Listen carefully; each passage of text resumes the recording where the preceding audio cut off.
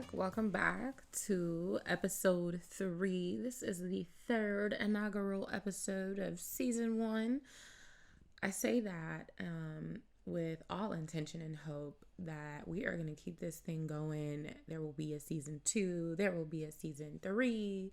There will be a season infinity. I am hoping that these episodes have been really a blessing to somebody, even if it's just one person who listens or who views even snippets of these podcast episodes. I'm just believing that it's gonna bless somebody. Okay, yes. Ooh, okay. Wow, y'all. I felt that it's literally only Wednesday for me. I don't know about what day it is because I think I released these on Monday, but I'm recording it on a Wednesday and it's like the middle of the week, and like I wanted to do this big deep sigh of release, right, from the week being so like chaotic. But in all honesty, although there was definitely some, ugh, no thank you earlier this week, this has been a really good day. And it's been a good day because I feel like I go throughout the month, unfortunately, a series of ups and downs, just in terms of my overall like mental state and my emotional stability. And I know I'm not alone. I hope I'm not alone. I think it varies depending on the person, depending on like a whole lot of things. Like, there's so many factors that play into that, right? It's like external stuff, like, your environment, who you hang around, your spiritual life, the foods you eat, the exercise. There's so many things that play into why that's the case for me. But it really sucks for me because I feel like it is just, these highs and lows throughout the month where I feel like really hyper productive people that are always just smashing things out of the park have these super high highs that last for like 4 to 6 months on end, and then they have these like super low lows that last about 1 to 2 months on end, and then they go right back up and they're good. But for me, it's nonstop. But it is my life. I'm believing that, it will not always be this way, but it's my life. And I rock with it. I run with it. And I definitely celebrate days like today where it's just been an amazing day. I was able to get back into the swing of things, my, just regular rhythm, as I like to call it. I don't like the word routine. But that's essentially what it is, a set of structured things that I like to, align into my day so that I'm, making sure I'm pouring into myself, and nourishing myself so that I can give back into, the rest of all the little roles and things and facets that I have to do and be in life. And I don't always get this perfect, obviously, which is why I'm even telling you about it like this. Because, look, let me tell you, I be struggling. Like, I'm out here like, oh my God, I got to stay hydrated. Oh my God, I got to, like work out. Oh my God, I got to read the Bible. Oh my God, like it's a lot. So, yeah. But I think it's great because I know that's like a really long introduction and y'all are like, dang, she just started rambling. But it actually ties in to this episode's topic, which is the wellness well. Confetti. Yeah, so that is the title of today's episode, the wellness well. And so you're probably like, oh Lord, she about to drop the Bible verse about the woman at the well. Ha, I am, but not yet.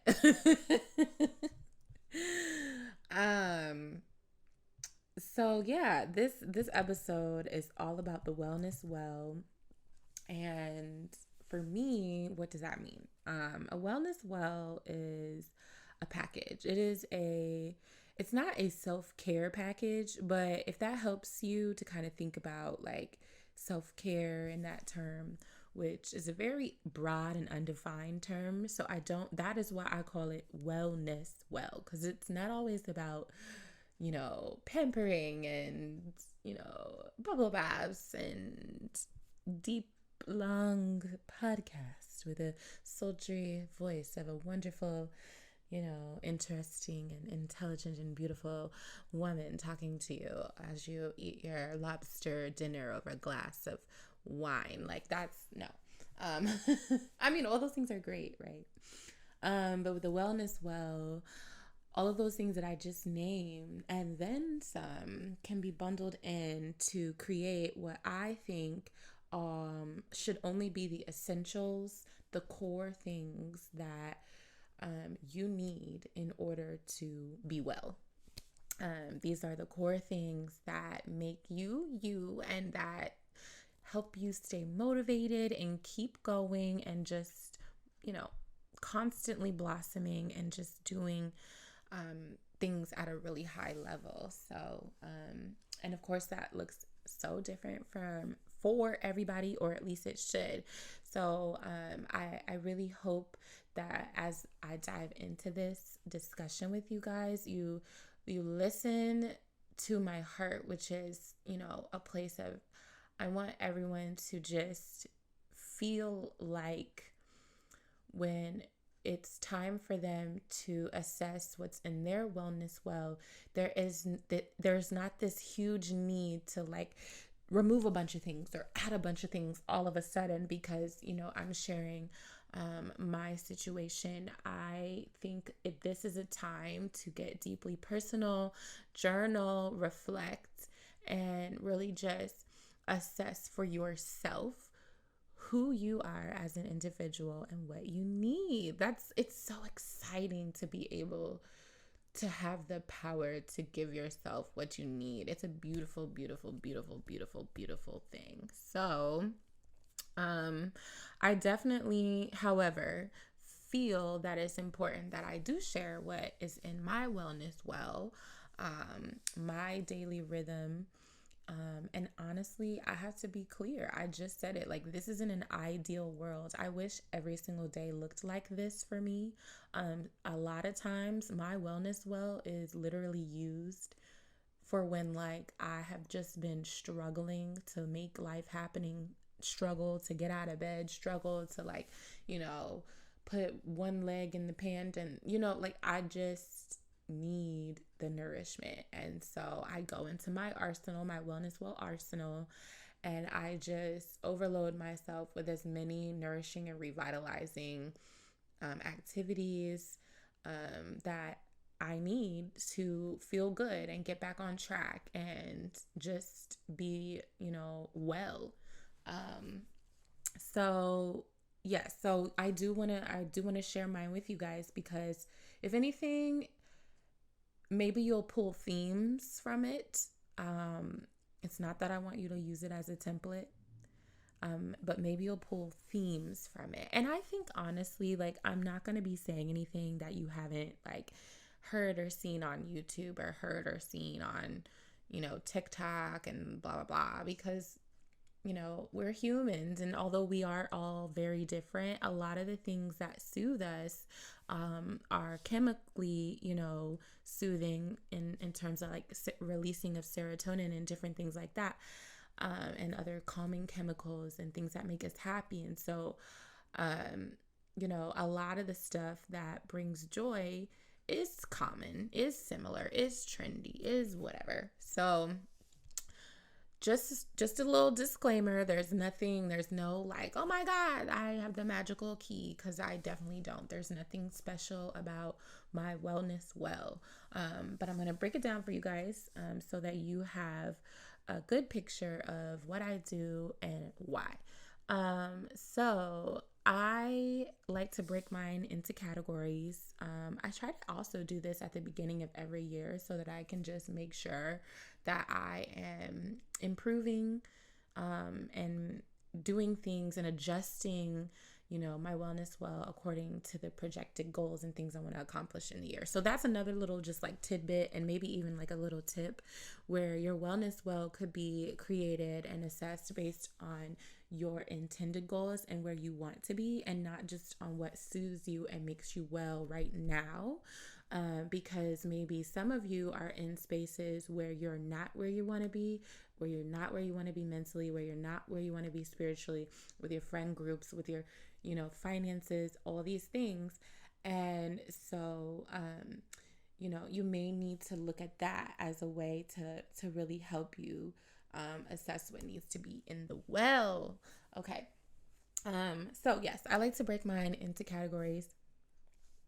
And I think, again, like the typical stuff, it's fitness, it's food, it's spirituality, it's rest, like actual like self-care stuff, time with like socializing, friends, family, like socializing.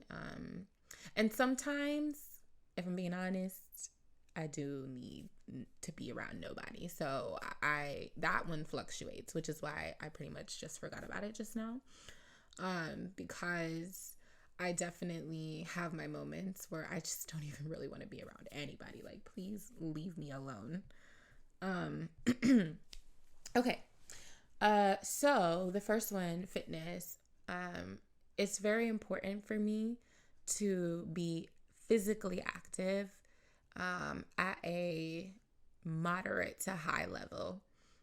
That is important to me because I used to be an athlete in high school. My body is used to movement. My body is used to exerting high levels of energy through physical activity. I was an athlete, all my life. And I say that not in a sense of like, oh yeah, so I'm this or I'm that. Obviously, I wasn't that great of an athlete, right? Because my body's not in the best shape. And I'm not an athlete in terms of like a pro athlete right now. And that mainly came from a lack of, motivation and discipline. So it's very clear, to me, in the sense that like I still struggle with some of that stuff now. I'm like, dang girl, like you really need to get it together. But of course I always give myself some grace, some slack, because this stuff is hard. Like this isn't easy. And, different things and circumstances in life affect different people and cause them to struggle with aspects of, things like discipline, or struggle with aspects of things like motivation. And that has just always been a constant struggle for me. Anyway, so because I am used to that, I need to be active at a high level or moderate to high level. And it's important for me to build that into my life, really on a everyday basis, if not as often as possible. And so that's something that can be very tricky, right? Because schedules and like, when do you really have time to like work out and get your body in a good space? Obviously, like, being in great shape physically and like feeling good and looking good are also very important to me. But that's honestly less important than just being active and going on a run and doing a 45-minute workout and just like pushing my body, and reaching new physical strengths and limits and all of those different things like that. And so for me, I feel that I'm at my best when I have incorporated into my day 2 different types of exercise. So that is usually like a 45-minute workout, whether that's at the gym or at home with dumbbells, and some sort of like cardio, whether that be dancing or whether that be going for a run.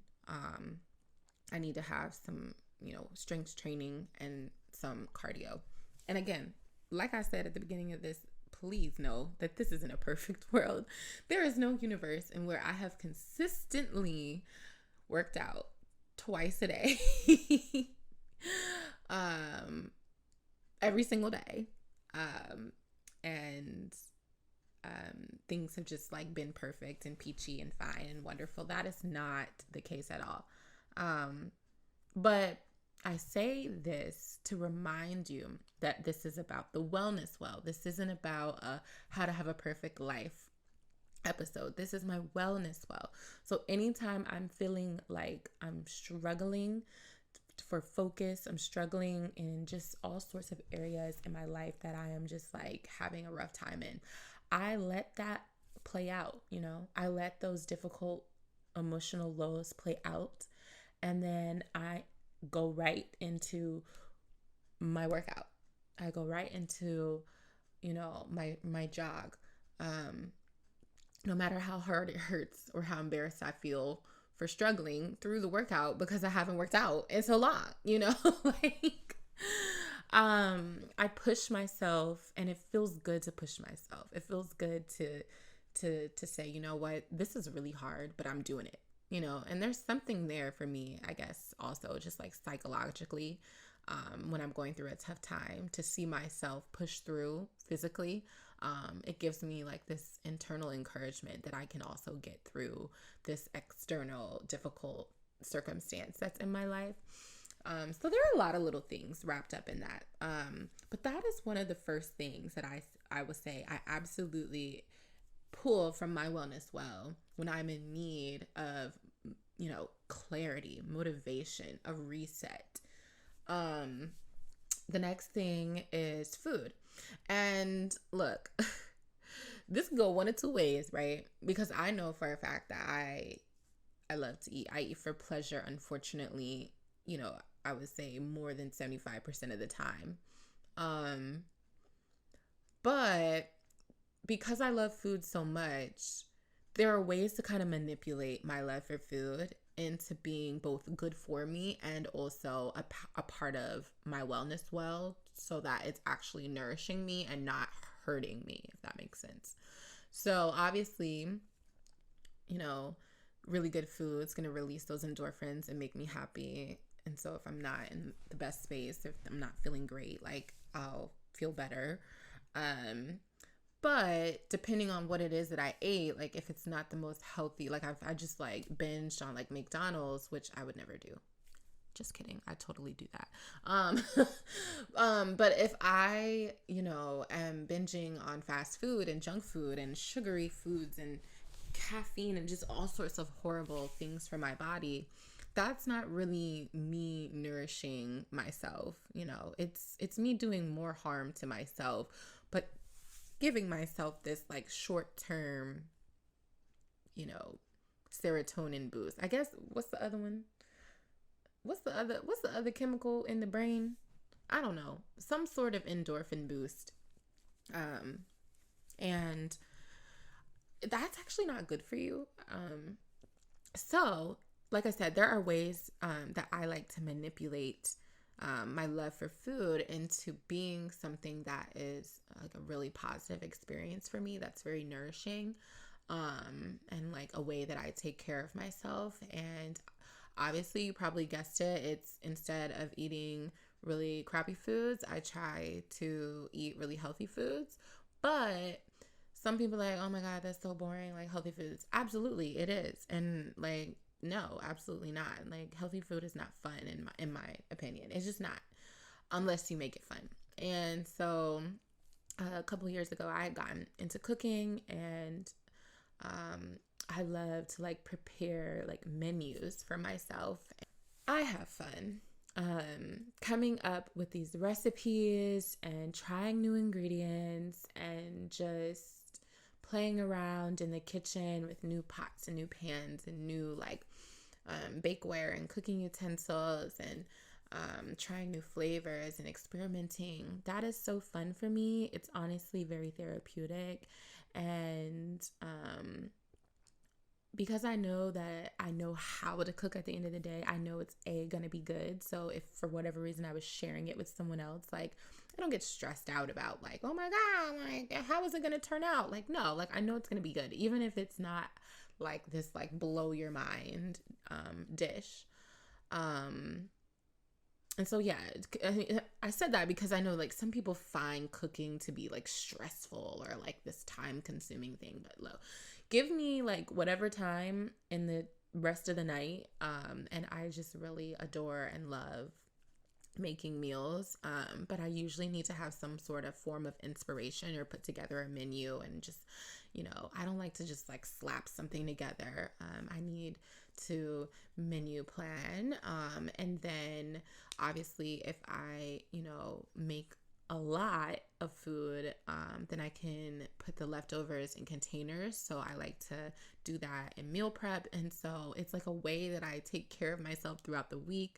I am killing so many birds with one stone, in terms of like nourishing myself through the therapy of cooking, through the therapy of eating good food, but also trying to choose more healthier options versus eating out. My money, hopefully, I mean, the groceries is high now, so sometimes I don't know if it really is a savings to be cooking the meals and not eating out, because let me tell you, the grocery store said we in a recession too. So how about $10 for these eggs?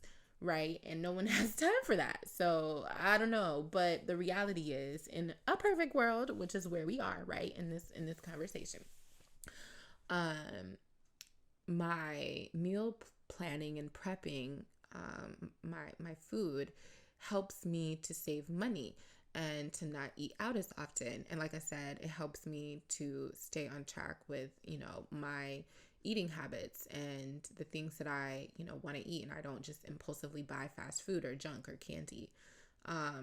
And, seeing myself do that, from like a fishbowl weird kind of like knowing that I'm going to make healthy choices this week, it's a good feeling. Like it just feels so good, and so for me, that manipulation of my love for food, it makes me so happy. It makes me feel joyful on the inside. I feel accomplished. I feel like I am, actively taking charge of things that are important to me, and how I'm going to achieve my goals, whether that be weight loss or, saving money and not eating out as much, or just health in general and choosing, better health options. So that's food.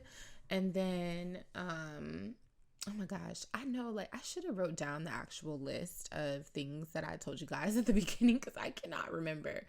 But we're just going to go with it. I know one of them is finances. And hopefully I said this earlier, but I know for a fact that one of them is finances. So this is another situation of like, oh my God, I love retail therapy, y'all. Like I love to spend that money, honey. I love money. I just love money in general. Money is like, ugh, and the love of money is the root of all evil. I know that, and so God is working on me. So it's more so that I love the concept of money, and I kind of don't care as much about money as I probably should.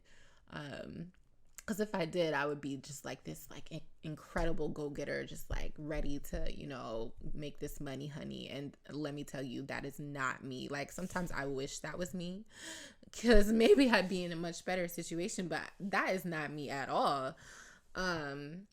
But like I said, it's the manipulation of this love for, spending money, right?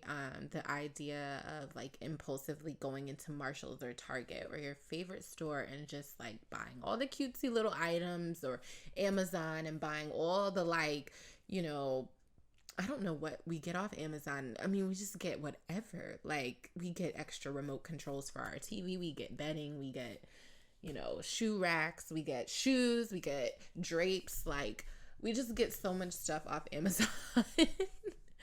And so, I'm a sucker for just like filling up my cart with like all these things I want and then hitting that save for later button, like dreaming my dream life of all the things that I want to put into my house.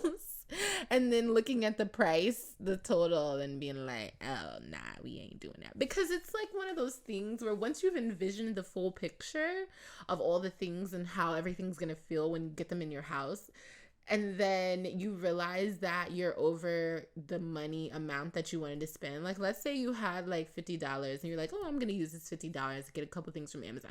Then by the time you start searching for all the different things, and now you're going down this rabbit hole, and now you have $300 worth of stuff in your cart. And then you're like, but I don't know what to put back. So then you just don't get any of it.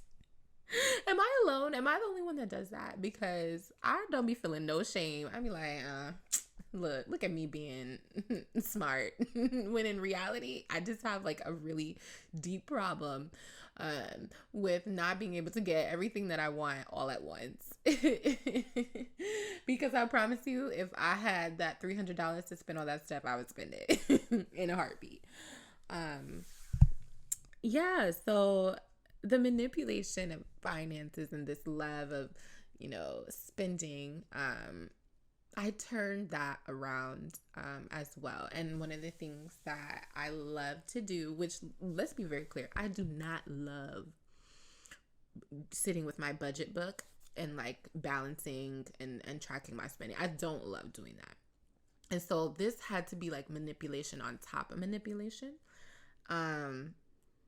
Where I literally set a date and like make the entire experience like soothing. So here's like my wellness well coming in.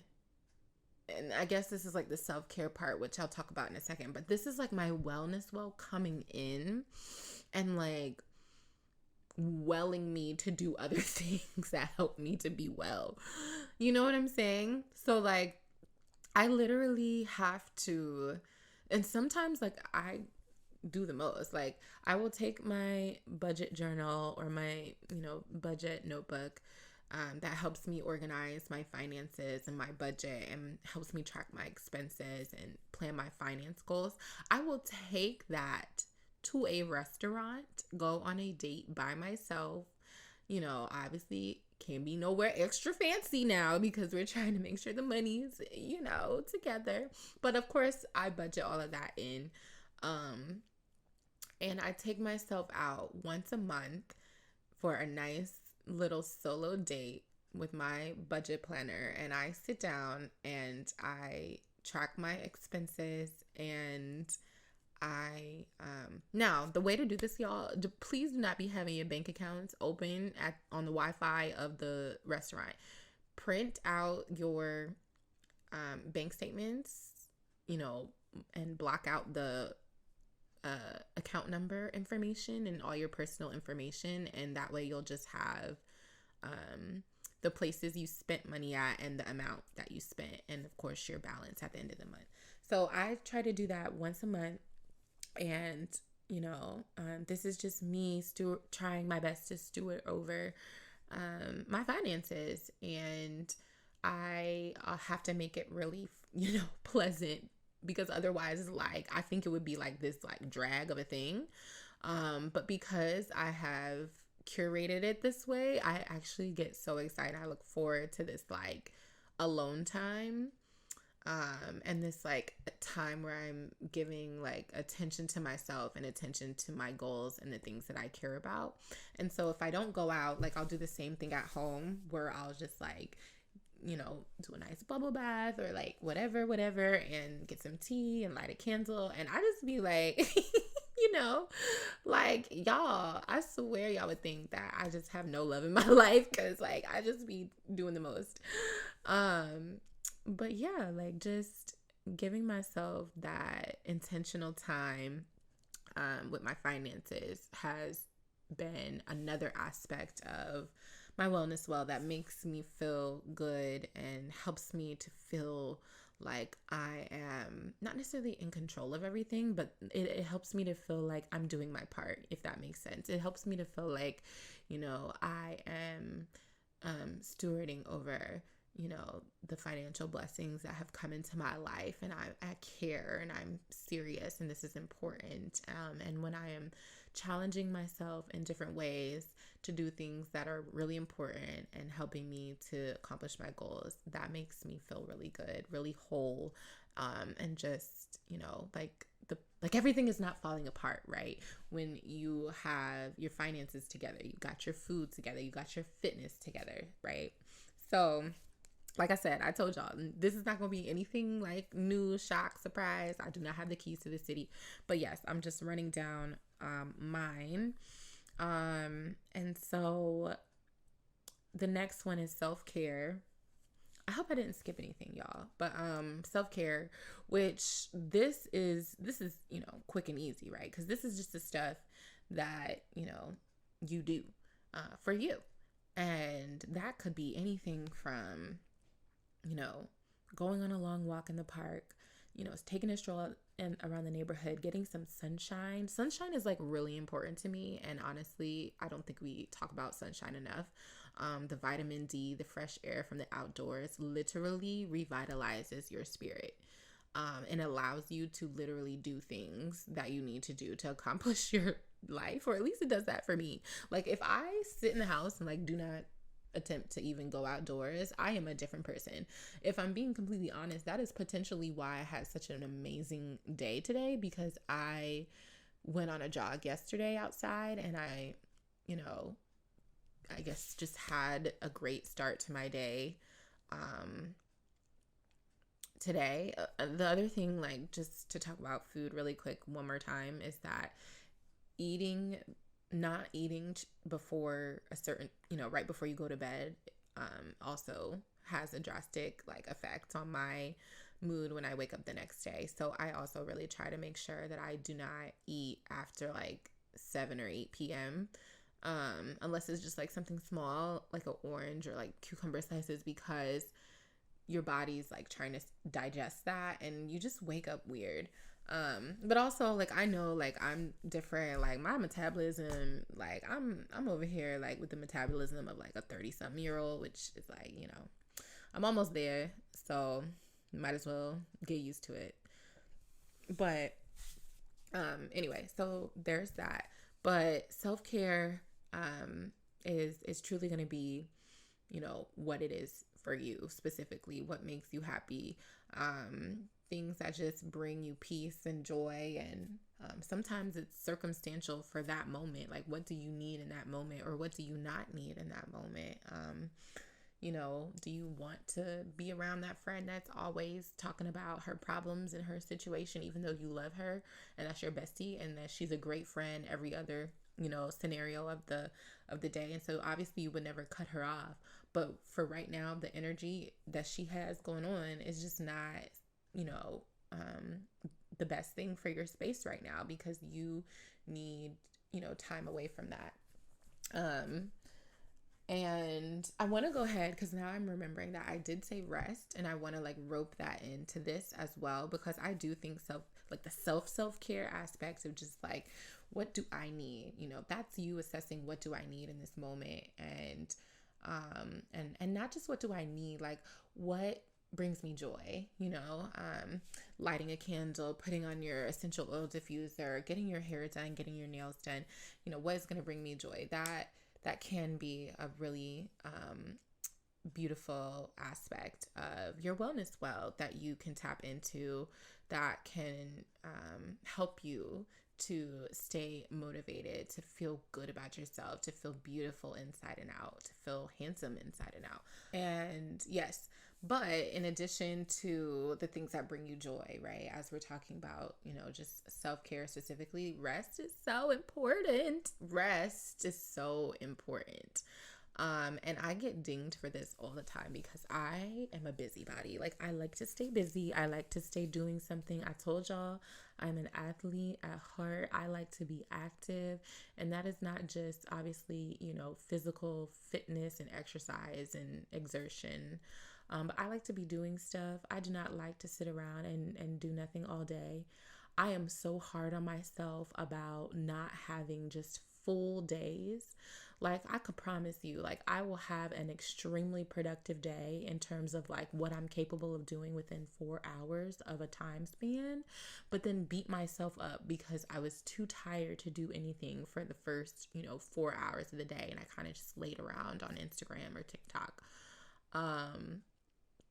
And the reality is sometimes your body just needs rest. And I am the biggest proponent of always saying that if you do not rest, your body will make you rest. You will get sick, or you will just be so burnt out and exhausted that you can't do much else. And I say this all the time, but I have a really hard time. I don't even take naps. Like, I mean, for me, it's just like, it feels lazy, just like laying in the bed, scrolling on Instagram. Um, when, if I'm feeling like that, I probably need real rest. And so what I would say is rest needs to be in my wellness well, right? For goals and things that I am going to attempt to accomplish for 2023 and here on out. I need more moments of intentional rest. And so I would say, because like I said, I like, this is like non-existent for me, like transparent moment, like this is non-existent. But I would say that in a perfect world, rest for me would look like, unfortunately, not so much just like spending a whole day in bed, although those days can be necessary and they are great when they happen. But it could just be like taking off from work one day, or just taking a Saturday away from my phone, away from people, and just, maybe going on a staycation or even just a daycation where I'm just doing things that are low key, chill. Again, I have a hard time resting, so there's probably going to be some activity built in. But I'm doing things that are low key. It might look like me painting. I love to paint. I'm not a good painter, but I do love to paint. It's very relaxing for me. Or doing a puzzle. That is like old grandma type of energy. I don't know why, but I love getting like the 500-piece puzzles from like Dollar Tree or somewhere and just doing the puzzles. Like, it's a way to keep your brain, cognition at an optimal level, but also it's just like so soothing to just turn off the TV and turn on some music and just vibe out and put the pieces of a puzzle together. Anyway, so I think that rest looks like that for me, where I'm just like I'm checked in, but I'm checked out. Okay. In order for me to show up and be fully present, some days I have to just kind of check out for a little bit. And then I can check back in. And everybody's different. Some people can just go all the time. God bless you. That is not me. But yeah, that for me, rest, in combination with the other aspects of self-care that I already do, I want to be more intentional about my rest, and just listening to my body when it's telling me that it's had enough. And what does that look like for me to rest? Because I think, honestly, if I could get on top of that and feel good about it and not feel guilty about it, and the intentional rest periods were really effective, then I probably would do a better job at staying on top of my rhythm, right? And accessing my wellness well in a more rhythmic fashion, instead of this like inconsistency that I have seen in the last, couple of years. Transparency, y'all. Like, look, we are in this together. Last but not least, the social aspects, which is friends and family.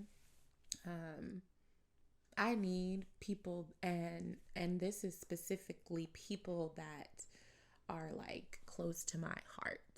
This isn't just like, oh, I need to go out and get drinks with my girls and do brunch. Nope. I need to be in the presence of those who love me. I need to be held.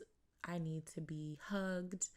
I need to pour my heart out, or not pour my heart out. But I just need that nurturing, loving presence from my friends and my family.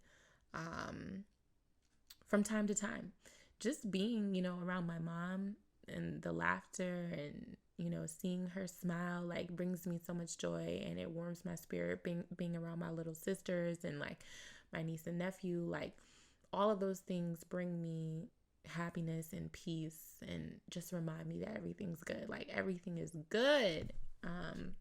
And this has to be in a part of my wellness well, specifically because I do not live in the same state as my family. And so I have to be pretty intentional about, putting regular trips together to go down and see them in person, for my own selfish reasons, honestly, because I need them. I need them a lot. So yeah, the whole purpose of me explaining that to y'all was to let you know that it is, I find it really important to be able to tap into your wellness well whenever you need to tap into it. And because of that, it is so important, or at least it has been for me, to identify what those things are, every single aspect of what Kenesha needs to be well, and lay that out and get clear about it. And maybe you're high maintenance like me, because I promise you, honey, I need all of those things. I mean, all of them. And so don't be sitting here thinking like, oh yeah, I can just drink a cup of coffee and I'm good. Nope. Do what you got to do. At one point in my life, that looked like me waking up at 5 a.m. so that I could, front end the majority of the things I just named for you. And, get those, going. Oh goodness, y'all. See, this is why I needed to make a list. So I did forget spirituality, which is really sad, but it's kind of perfect because I am going to bring up the Woman at the Well verse. And before I do that, I just want to make sure that you guys understand that for me, one of the most important things is pushing myself to start my day with Jesus, whether that be in prayer, reading a Bible verse, or something. Like, I cannot live my life. I cannot go like a full week without, some sort of communion. And when I do, trust me, because she is not perfect. And when I do, I mean, it's so obvious. Like, I just be like struggling so much, and all over the place. And having that time with the Lord has been really, not only special, but it has been absolutely necessary. I love to start my day like that. But then sometimes I just, it's tough, right? So I get it when you be like, dang, I'm, just waking up and opening my Bible and I'm falling asleep. Look, I get it. For me, it was discipline. Like, I really had to discipline myself, and even still I struggle. So I totally understand. But yes, nourishing myself through just, staying on track with my spiritual life and talking to God and, giving him that time is absolutely essential. And so now I am not going to read this entire thing to you, because the Woman at the Well scenario is actually a very long, it's pretty much the entire 4th chapter of John, and I'm not going to read that to you guys because that would be awful. So I'm just going to try to summarize the chapter as best as I can, and then I'll read you what I believe was like some of the most important passages. But basically, like, the chapter starts off and Jesus is like all frustrated because they're like doing these like baptisms in the city, and then it's like John's doing 10 baptisms and Jesus is doing like 15, and then they're all like keeping score, and Jesus is like, what is this? This is BS. I'm out of here. I'm sure he didn't say that. Either way, so he leaves the Judean countryside, and he goes back to Galilee, and he ends up passing through the Samaritan.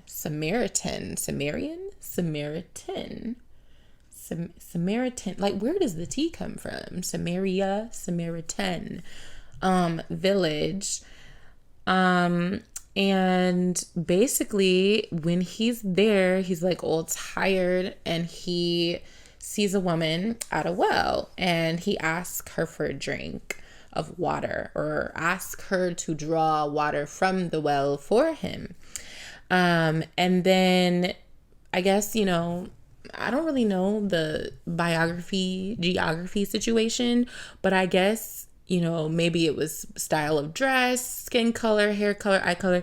But it was like very clear to this woman that Jesus was a Jew. And so she was like, excuse me, why you, a Jew, are asking me, a Samaritan woman, for some water? And it just says in parentheses, like, Jews in those days would not be caught dead associating with Samaritans. So she wasn't actually like feeling herself. She was like more so like shocked. So she was more so like, oh my gosh, wow. Like, why are you asking me for a drink of water? So she was, anyway. Y'all, don't ask me to narrate the Bible because I'm like struggling to paint y'all the picture, but hold on tight, I promise. And a lot of y'all, like, if y'all grew up in the church, y'all already know the story. But basically, Jesus, after she says that, after she's like, why would you ask me for a drink of water? Then Jesus goes on this like incredible tangent about who he is, and who this is, who you talking to type situation. And I love it because it's a reminder of just who Jesus is, who he was then, which is who he still is now, and who he is in our lives, and his accessibility even in our lives now. Okay, so this is John 4 verse 10, and Jesus was talking to the woman, and he says, if you knew the generosity of God and who I am, you would be asking me for a drink, and I would give you fresh living water. And so then I'm paraphrasing it, and the woman's like, oh, you don't even have a bucket, and this well is way too deep. So how are you going to get this living water? I'm doing air quotes when I say living water, because that's what is in the verse. And so she's kind of just like, who are you? Like, who do you think you are? I mean, she obviously did not recognize that this was like Jesus, the Messiah, blah, blah, blah. Like, even later on in the verse, she's talking about, yes, and maybe, the Messiah is coming soon. So hopefully when he gets here, and it's like, lady, you don't recognize, like, this is what? Which is very interesting to me, right? Because you would think that, like, if Jesus like comes into your vicinity, that you would just like start feeling different. You would just maybe start having some tingly feel, or like you would just like have this like magnetic like force field energy that just makes the entire space feel weird. But I guess that like was not a thing. Okay, anyway. So now this is the most important verse of all, and this is where we will end in terms of the verses, right? So this, I skipped a little, and now we are at verse 13. Jesus said, everyone who drinks this water will get thirsty again and again. Anyone who drinks the water I give will never thirst, not ever. The water I give will be an artesian spring within gushing fountains of endless life. And the woman said, sir, give me this water so I will never get thirsty again. Won't ever have to come back to this well again. Anyway, so that's where it ends. In terms of, that was the very last verse is verse 15. And it goes on, and the story continues to go on in terms of her like going back and basically go tell it on the mountain. Wait, that's a Christmas song. Okay, anyway, so yes, now she's like running back into the town like, oh my God, like this man, I think he's the Messiah. I don't know if he is or not, but like he was really cool, and he like did all this stuff at the well.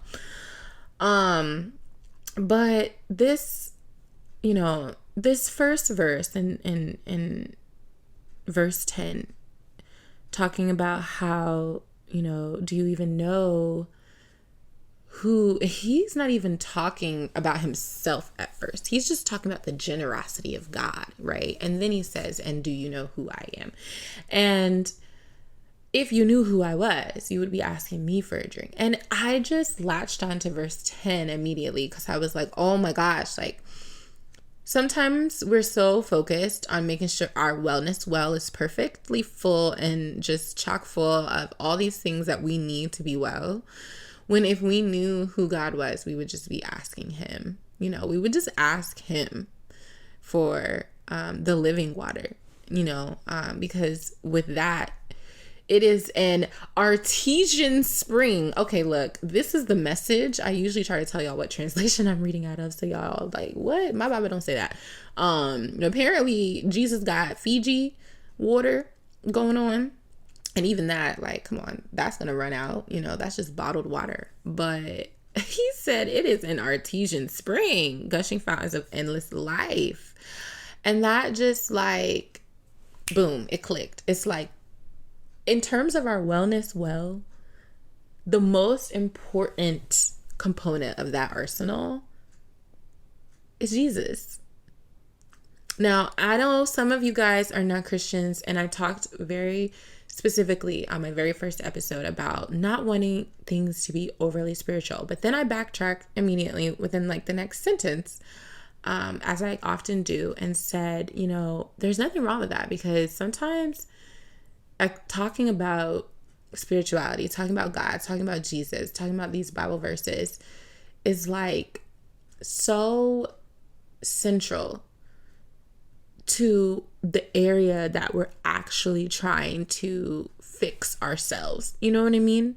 So I can sit up here all day long and give you all these tools. I can give you all of these amazing tips, or just talk openly about things that worked for me and didn't work for me all day long. But if I don't tell you about what Jesus promises and what he has done and what he will do, I'm not giving you a full picture, if that makes sense. So I think we have to talk about it. So far in every podcast episode, I have included a Bible verse, and I think I'm going to continue doing that. And I said, it's not because I'm afraid to share my spiritual walk with you guys. But I did that disclaimer in the beginning because I know that sometimes when you promote yourself as a Christian podcast or a Christian, influencer per se, then you not only draw everybody in to look to you for, the best sage Christian ideas and trends and, whatever, but they also look at you as someone who cannot be imperfect and who cannot make mistakes and who cannot fall from grace and who cannot have imperfections. And that is just not the space that I wanted to create with this podcast, and I still don't. So I'm just putting that disclaimer out there again, because we are going to continue to include this stuff in the podcast. Okay, y'all with me? Okay. But yeah, so in 13:14, Jesus says, everyone who drinks this water will get thirsty again and again. He's talking about the water in the well, mind you. He said, but anyone who drinks the water I give will never thirst. Okay, boom. So, wellness well made by human hands, right? Because the well in the wilderness made by human hands, right? Our wellness well is our human ability to design things for ourselves. It's a great tool. We need it. It's essential to life, just like water is essential for us to live. But it will run out, and we will need it again and again and again and again. And we will have to replenish it, and we'll have to work, and we'll have to make another well, and it will run out. But Jesus is the giver of the living water that is endless and also produces endless life. So it will never run out. So you can always be well when you cling to Jesus. Okay, what? And now, hold up. We over here packaging together all this stuff that we need to do to fix our lives and get our lives together, when the whole time Jesus was right there saying, look, like, this is really all you need. So yes, that really resonated with me, and it made me say, okay, Jesus has got to be number one. That's going to be something I'm going to continuously work on, but he's got to be number one, because when Jesus is number one, even just from a selfish standpoint, but seriously, it's selfish, but from a selfish standpoint, even when you make Jesus number one, all is well. Now, if you really churchy, you know that song like that the old grandmas be singing, that "It is well with my soul." I think that's probably what they meant. It is well with my soul. Ooh, I felt that. Yes, grandma. I feel my grandmother. Okay, so this episode is going on much longer than I had anticipated, but I'm still grateful that we got everything out that I wanted to get out in terms of my wellness well and the importance of incorporating Jesus as the living water. Now, this is a choice, right? Okay, like you don't gotta make that choice. But this is a choice, and I hope that you will make that choice if you have not already. So I am going to leave you guys with just a few of my cornerstones, right? Because we went down what I need in terms of my rhythm, but I definitely wanted to explain to you just like the cornerstones, so that, so we took this like deep look in, and now I'm just, taking it back a step, right? So we can kind of process some of these categories a little bit. So in terms of my cornerstones, my wellness well staples, number one is Jesus. We just talked about that. It's very important. If Jesus and I are not aligned, everything falls apart. He's literally the foundation. I would literally say Jesus is the foundation, and then everything else is a pillar. Or at least I'm trying to get it that way. Right now, maybe I'm looking at Jesus as a pillar. I'm operating as if he's a pillar when he really needs to be the foundation. So, but anyway, having an emotional outlet, right? And so this is when we talked about, when I talked about friends, family, people I love, people who love me, having a safe space to talk and to just be held and to be loved on. But it doesn't always have to be that, right? So, but I'm pointing this out, right? Emotional outlet, because that family space, friend space, people who love on me space is that for me, right? And then of course there are a lot of other emotional outlets that I have as well, such as painting and drawing and things like that. So anyway,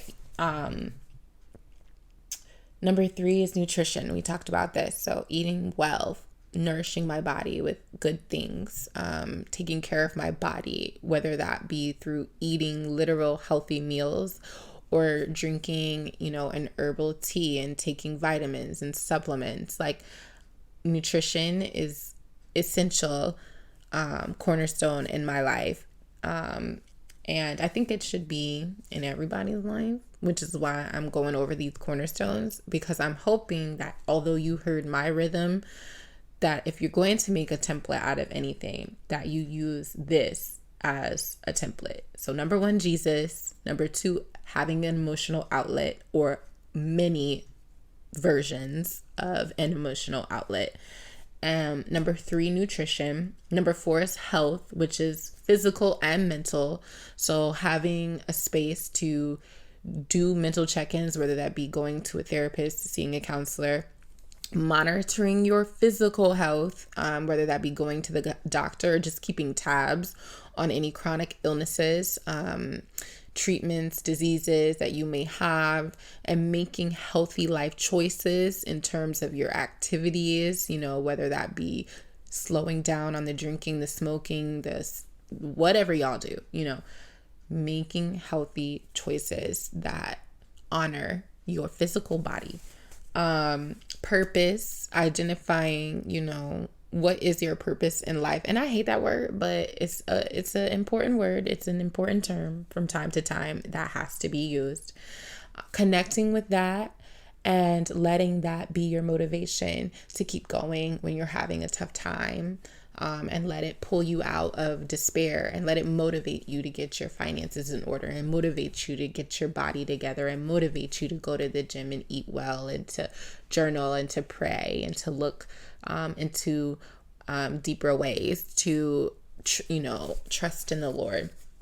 And then rest. We talked about rest and we talked about how clearly it is not a cornerstone for me yet, but this is definitely prophetic in the sense that I am claiming rest for me all 2023, honey, and I'm praying for that for you too.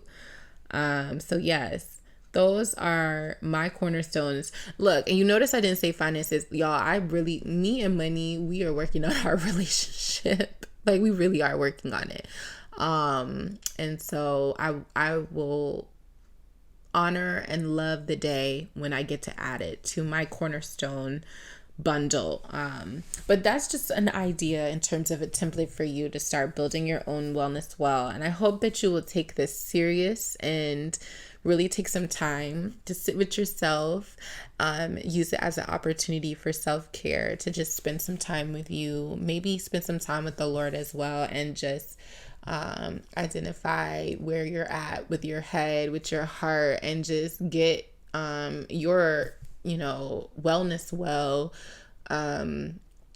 solid, so you can be good out here, because these streets is woo. Let me tell you, the streets is streeting, okay? They streeting. I don't know what's going on with me today. One little thing that I did want to start doing with this podcast is, from time to time, I'm going to share with you guys a recipe. As I talked about earlier in this episode, food is almost a love language for me, in good ways and bad ways. But I love to make fun foods, different things. Obviously, right now, I think we have to prioritize more healthier options, but we'll see what happens. I'm going to have a link down in the description of whatever you're listening to this on that will have the recipe, ingredients and everything and instructions for you. But this recipe is a fan favorite. I took this to Thanksgiving or a Friendsgiving with a group of friends, but it's also like my favorite salad. Like, I literally eat this all the time. Like, I just make this without thinking about it, right? I was just making this all the time. And then when this potluck style Friendsgiving came up, I was like, oh, this will be easy to come up with. Like, I make this all the time. Just get a big pan and make this nice layered salad.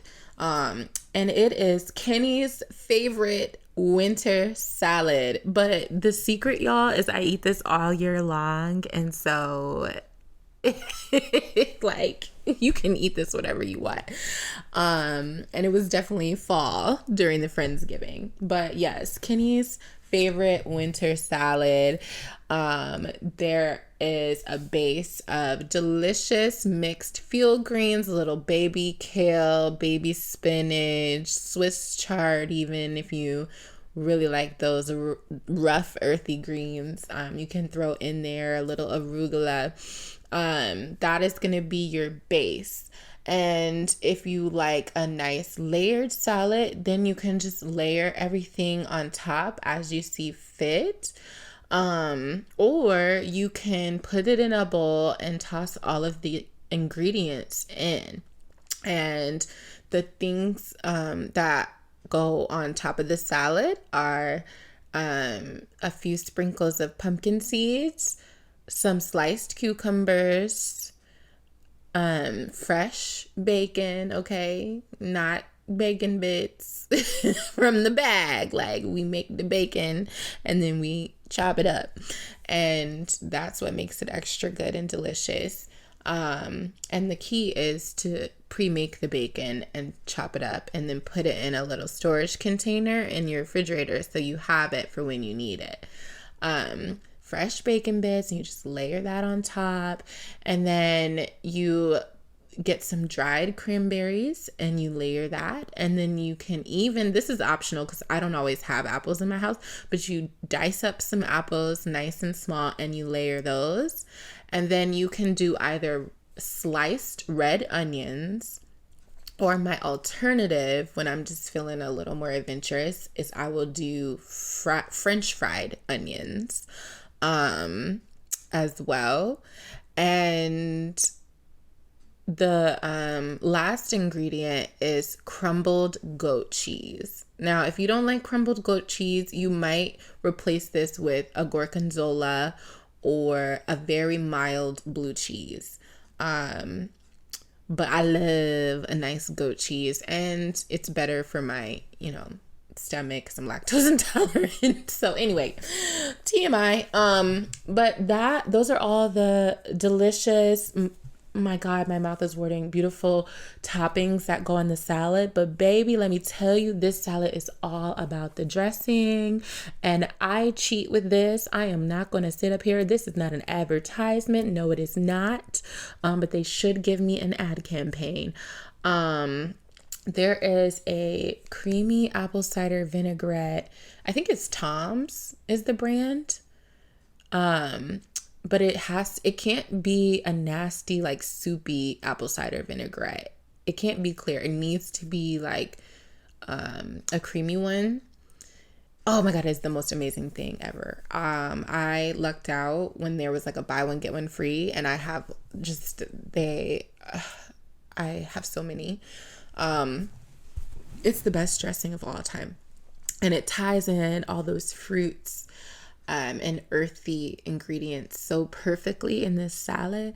And like I said, you can keep it layered if you like to eat it that way, or you can toss it and toss the ingredients in the apple cider vinaigrette. And that is Kenny's favorite winter salad. Yay! Oh my gosh. That was fun, guys. Well, I hope that you guys will let me know if you tried out that recipe, because y'all, that's like my favorite thing to eat. Like, I could literally eat that all day and not eat. Well, I would get hungry, so that's not true. But in terms of interest and desirability, I could eat that salad every single day for every meal. So much flavor. And if you really, really, want to add a little bit of flavor, you can sprinkle a little bit of salt, a little bit of pepper in there, and also back off of the dressing. So if you want to, be even more healthier, don't use as much apple cider vinaigrette, but add a kick to your salad by sprinkling a dash of pink Himalayan salt and a little twist of black peppercorn. Okay, y'all. Well, this has been fun. Like I said, I am enjoying recording these for you guys. I'm so happy that this is going well in my eyes and the eyes of the Lord, I hope. And yeah, I can't wait to be back with you guys next week for another episode of the Crafted and Carved podcast. Yes. Please do not forget to like and subscribe on whatever platform you are on, and share if you care. That'll make my day. If you didn't like this word, that's okay, but somebody else may need it. So I love you guys so much. Thank you again for listening. See you next time.